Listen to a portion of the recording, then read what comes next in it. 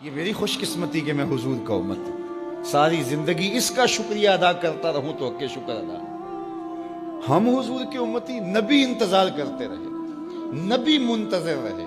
حضرت خلیل اللہ کی بارگاہ میں پکار رہے ہیں، ربنا وابعث فیہم رسولا، مالک رسول بھیج دے۔ کوئی کہتا ہے لیسا بفظ ولا بغلظ، وہ ترشرو نہیں ہوگا، سخت مزاج نہیں ہوگا، ماتھے پہ شکنے لانے والا نہیں ہوگا، وہ پیار بانٹنے والا ہوگا، بس وہ آیا چاہ رہا ہے۔ حضرت عیسیٰ نے تو نام بھی بتا دیا نا، مبشرم برسول یاتی من بعد اسمہ احمد، لوگوں میں جا رہا ہوں، چلو نام بھی بتا دیتا ہوں، میرے بعد جو آنے والا اس کا نام احمد ہوگا۔ نبی انتظار کرتے رہے، 12 نبیوں نے انتظار کیا حضور کی امت میں ہونے کے لیے، تمنا کی۔ نستورہ راہب انتظار کرتا رہا، بحیرہ راہب انتظار کرتا رہا۔ شب ہجر کی سختیاں کوئی اس سے جا کے پوچھے، تیری راہ تکتے تکتے جسے صبح ہو گئی۔ زندگیاں گزار دی انہوں نے، سلمان فارسی کی کہانی سن لو، مجوسی کے بیٹے تھے، حق کی طلب میں نکلے، باپ نے گھر سے نکال دیا، ایک پادری کے پاس جا کے رکے، زندگی بھر اس کی نوکری کی۔ جب اس کا آخری وقت آیا، اس نے کہا میری تدفین کے بعد غموریا چلے جانا، وہاں کا پادری خدا رسیدہ ہے، تجھے اس سے کچھ مل جائے گا۔ کہتے میں وہاں سے غموریا آ گیا، پھر اس پادری کی ساری زندگی خدمت کی۔ جب وہ مرنے لگا تو اس نے کہا کوئی ایسا شخص نہیں ہے جس کے پاس اب میں تجھے بھیجوں، لیکن نبی آخر الزماں کے ظہور کے لمحے آ گئے، تو یہاں سے یثرب چلا جا، وہ اس نبی کی ہجرت گاہ ہوگی، تیری زندگی سنور جائے گی، تو نے بڑی محنت کی ہے، بڑی نوکری کی ہے میری۔ کہتے میں نے اس کو کہا کہیں ایسا نہ ہو میں دھوکہ کھا جو مجھے کوئی نشانی بتا دے۔ اس نے کہا 3 نشانیاں، ایک صدقہ نہیں لے گا، دوسرا ہدیہ رد نہیں کرے گا، تیسرا 2 کندھوں کے درمیان مہر نبوت ہو۔ کہتے ہیں میں نے اس کی تدفین کی، یثرب کی جانب جاتے ہوئے ایک قافلے میں شامل ہو گیا، انہوں نے مجھے پکڑ کے اپنا غلام بنا لیا، لیکن میرے پہ مہربانی یہ کی کہ مجھے بیچا جا کے مدینے میں۔ ایک یہودی نے مجھے خرید لیا، میں اس کے باغ میں گوڈی کرتا تھا، کام کرتا تھا، کھجوریں توڑتا تھا، لیکن میں انتظار میں تھا کہ کبھی وہ نبی آخر الزماں آئے تو مجھے دید ہو، کبھی عرش پر، کبھی فرش پر، کبھی ان کے در، کبھی در بدر۔ غم عاشقی تیرا شکریہ، میں کہاں کہاں سے گزر گیا۔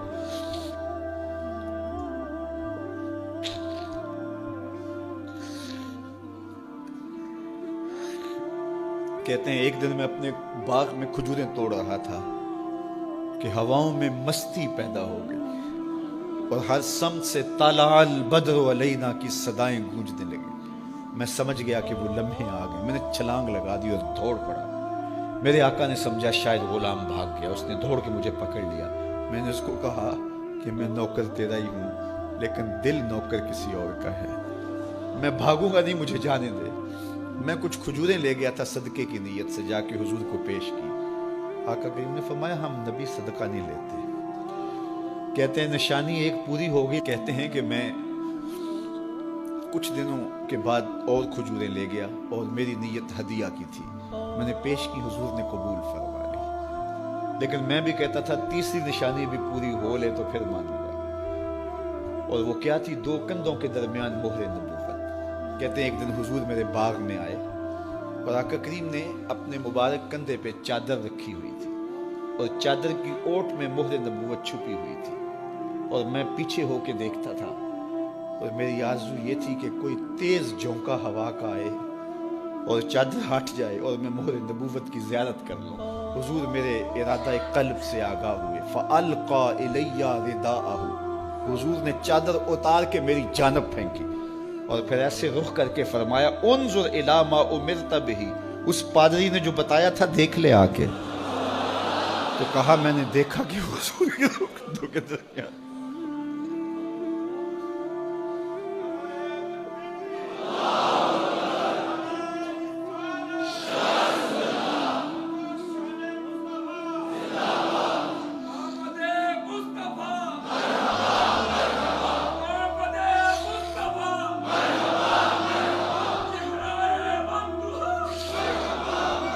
شب ہجر کی سختیاں کوئی اس سے جا کے پوچھے، تیری راہ تکتے تکتے جسے صبح ہو گئی۔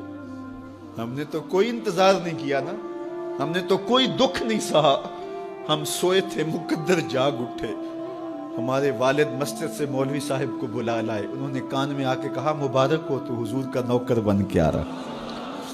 میرے والد گرامی ایک شعر جھوم کے پڑھا کرتے تھے, محمد جانے جانا ہے پیغمبر ہو تو ایسا ہو, رسولوں کی بشارت سے مبشر ہو تو ایسا ہو, امر توقیر کا سب کو موکر ہو تو ایسا ہو, کیا ہم کو غلام ان کا مقدر ہو تو ایسا ہو. میں اپنے مقدر پہ قربان نہ جاؤں, آپ اپنے مقدر پہ نثار نہ جائیں. ہمیں وہ نبی ملا جو نبیوں کا نبی. بنو سعد کے مقدر بھی جاگ اٹھے.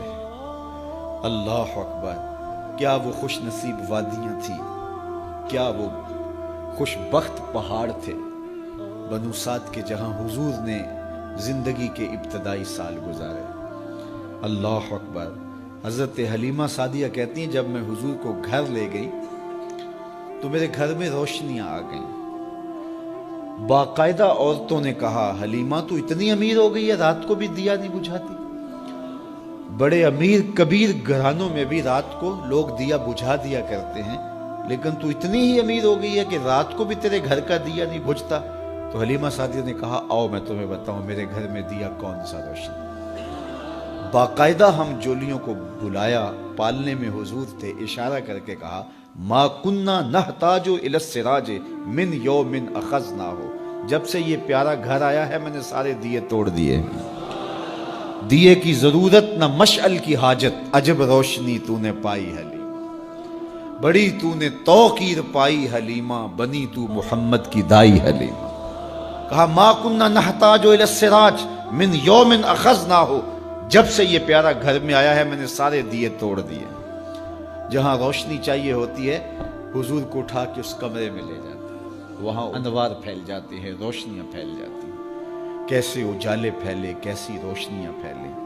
حلیمہ دا چھپر کھجوری دے تھلے, حوراں وچھالے نوری مسلے, فرش تو عرش تک پہ گئی دہائی, حلیمہ نے لٹ لئی خدا دی خدائی. اللہ اکبر. وہ سارا دن تو صحراؤں میں گھوم لیتی تھی, اسے جب بھوک لگتی تھی لبوں کو چوم لیتی تھی. بخت جاگے حلیمہ سعدیہ کے حضور ان کے گھر آئے. اللہ اکبر. جدھر سے گزرتے گئے نور پھیلتا گیا, انوار پھیلتے گئے.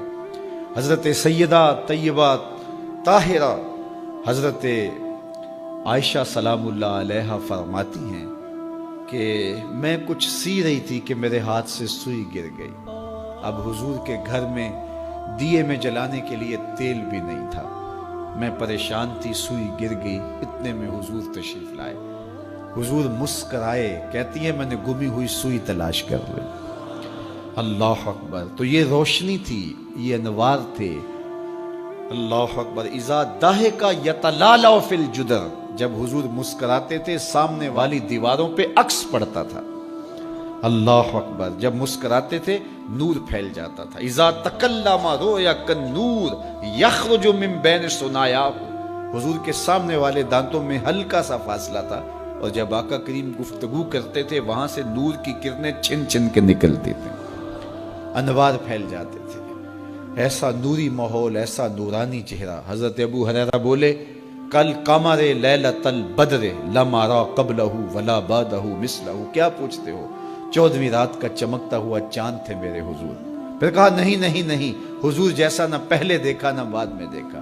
حضرت حسان بن ثابت پاس کھڑے تھے. کہا دیکھتے کیسے, کسی ماں نے جنم دیا ہوتا تو دیکھتے. خدا نے وہ سچائی پن چھڑیا جدے وچ محمد نو ٹالیا سی. حسینہ جمیلہ دا منہ موڑ دیتا, محمد بنا کے قلم توڑ دیتا. مثل او در عالم امکان متصور نیست.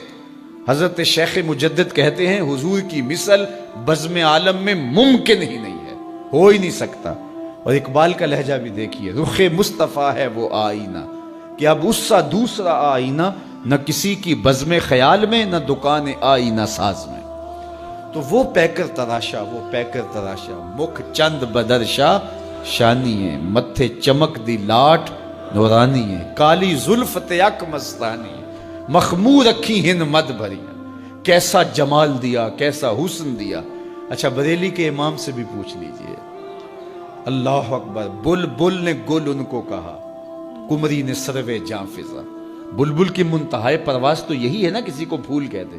بلبل نے گل ان کو کہا، کمری نے سروے جاں فضا، حیرت نے جھنجھلا کر کہا یہ بھی نہیں وہ بھی نہیں. خورشید تھا کس زور پر، کیا بھر کے چمکا تھا قمر، بے پردہ جب وہ رخ ہوا یہ بھی نہیں وہ بھی نہیں. وہ حسن دیا وہ جمال دیا اللہ نے اپنے